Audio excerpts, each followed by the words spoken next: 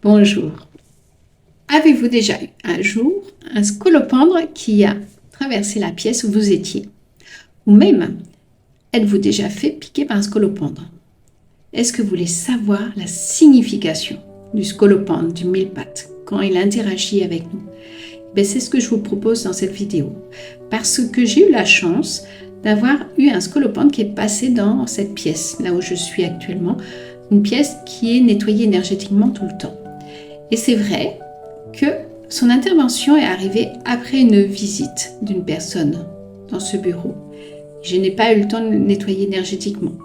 Donc je ne savais pas si le scolopendre interagissait avec moi ou par rapport à la personne qui était passée dans mon bureau. C'était intéressant de savoir la signification. C'est pour ça, comme je suis télépathe et que je rentre en connexion avec tout ce qui est conscience, j'ai essayé l'exercice de me connecter à l'esprit du scolopendre et ça a fonctionné. Voici ce qu'il m'a dit.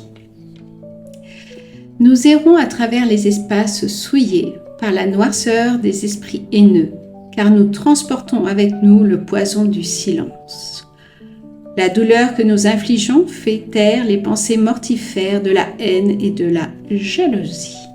Si vous êtes piqué par nos soins, nos crocs bien aiguisés, c'est que votre langue et vos pensées ne sont pas alignées avec la pureté de l'esprit qui caractérise les êtres épanouis.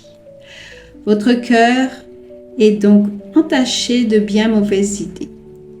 Soyez plus léger et moins haineux et nous passerons notre chemin comme si de rien ne s'était imprimé.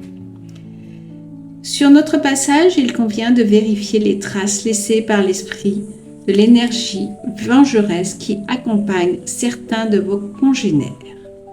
L'amour est le panache des grands de ce monde. Nous parlons ici de grandeur d'esprit et de dignité. La haine est le panache des petits esprits qui ne voient que le bout de leur nez, oubliant de voir au-delà de leur monde égoïque.